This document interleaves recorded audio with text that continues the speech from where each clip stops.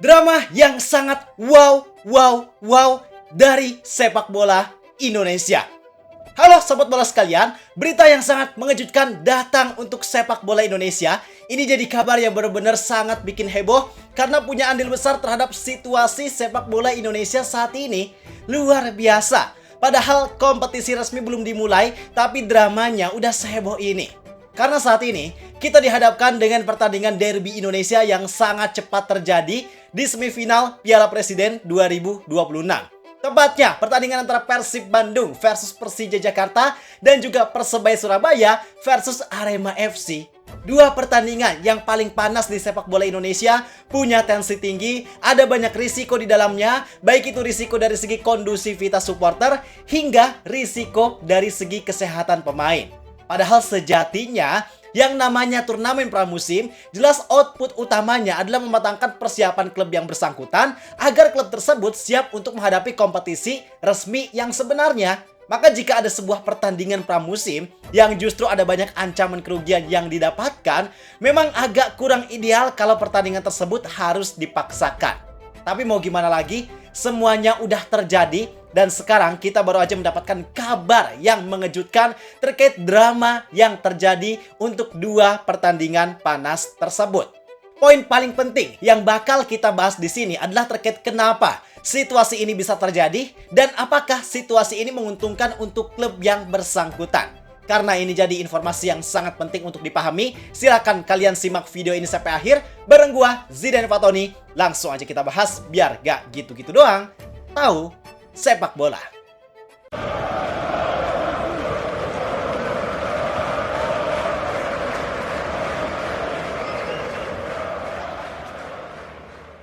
Oke, langsung aja kita mau ngajak kalian untuk memahami situasinya terlebih dahulu. Jadi dari awal turnamen Piala Presiden, status terkait pelaksanaan pertandingan semifinal ini memang masih belum jelas. Khususnya terkait venue yang akan digunakan, karena seolah panitia memang menunggu hasil dari fase grup itu seperti apa. Kalau klub yang lolos dan pertandingan yang akan dilaksanakan gak menciptakan situasi panas, itu gak jadi masalah. Tapi, kalau klub yang lolos ternyata menciptakan situasi panas, nah ini yang harus dilakukan pertimbangan secara matang. Dan sekarang ternyata klub yang lolos ke semifinal adalah 4 klub besar yang mereka semua adalah rival dan selalu ada tensi panas ketika pertandingan ini dilaksanakan. Bayangin Pak, Persib versus Persija.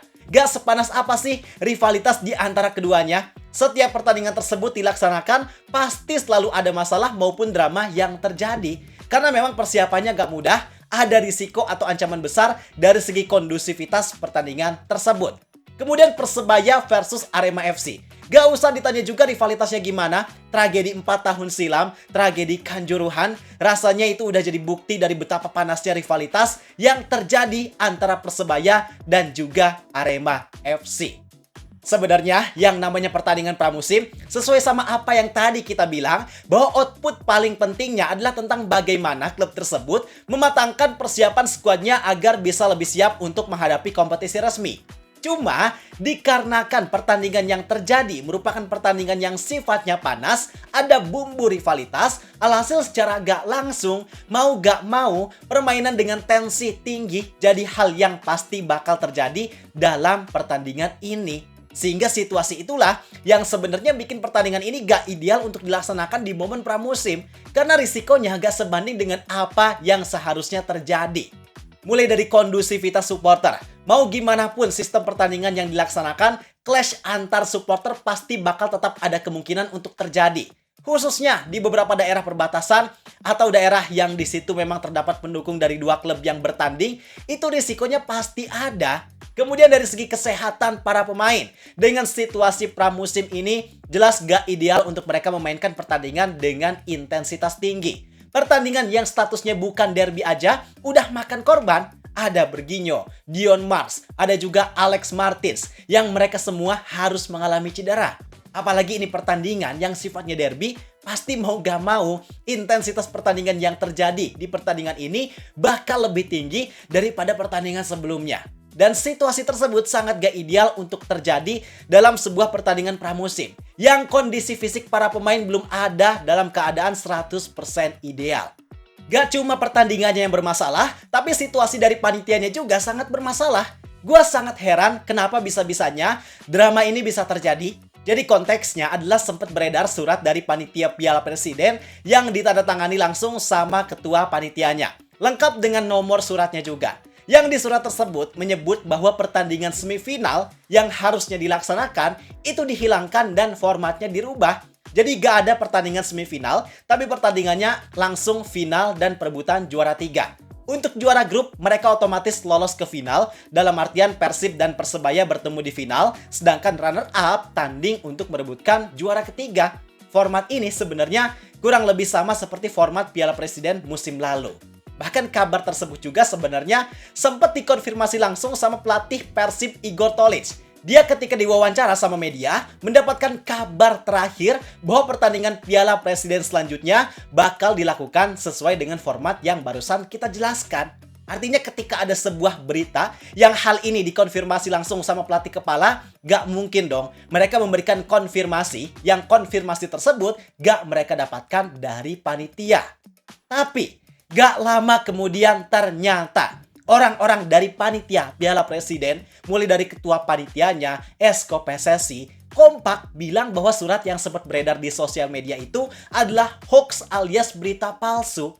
Ini kan jadi sebuah situasi kontradiktif yang sangat luar biasa. Masalahnya surat tersebut udah sangat jelas loh, ada tanda tangannya. Ditambah udah dikonfirmasi juga sama Igor Tolić. Alhasil gak mungkin kalau informasi tersebut merupakan berita palsu. Sangat gak masuk akal.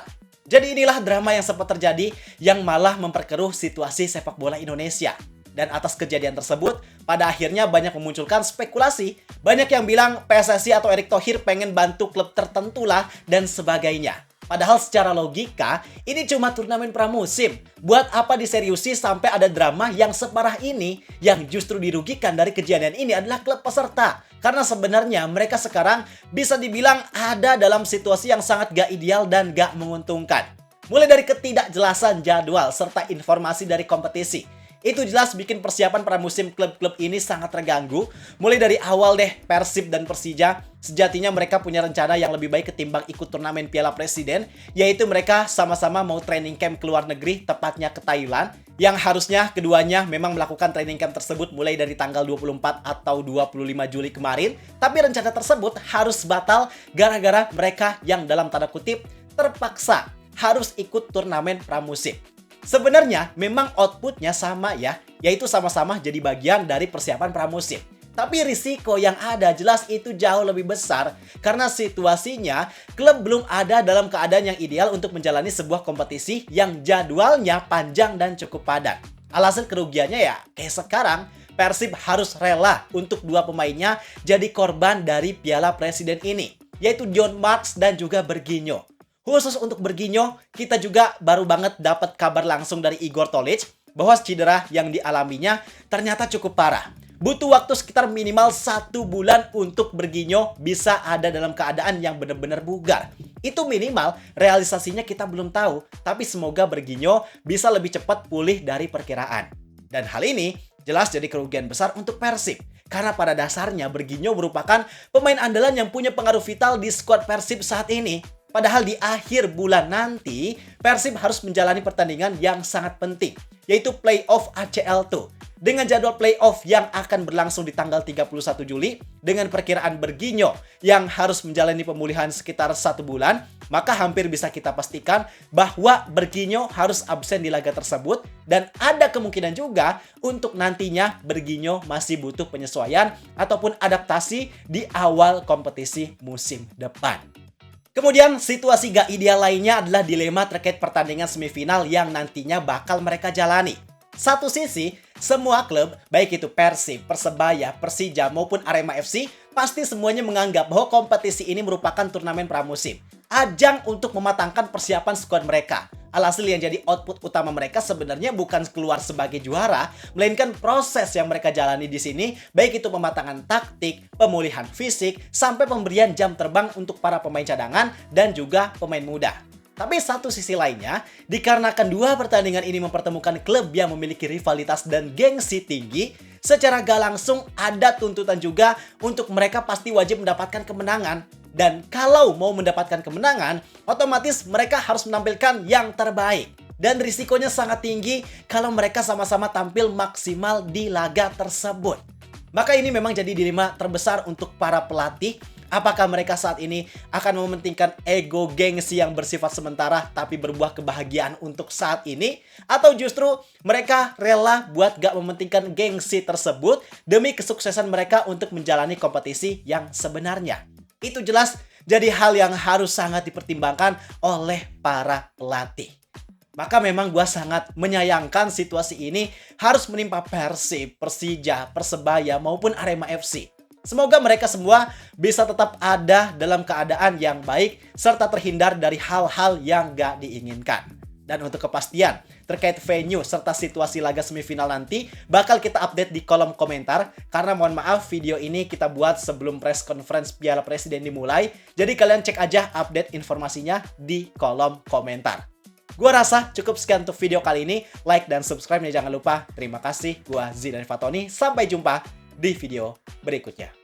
See ya!